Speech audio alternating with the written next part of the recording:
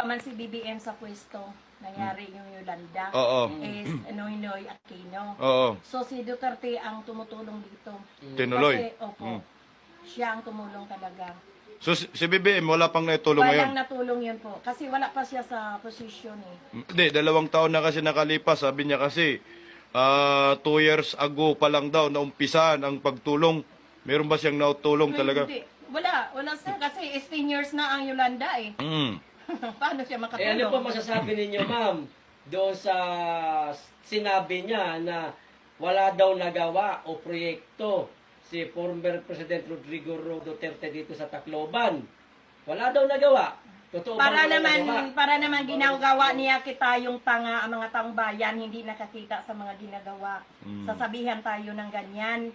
So, hindi siya maganda talaga. Dapat magsalita siya ng tatapat at totoo. Kasi, hindi man pwede sasabihin niya yon kasi alam na mga tao kung anong ginagawa ni Duterte. Oh, syempre, babalik sa kanya. Nakakahiya siya. Bakit magsabi siya ng ganyan?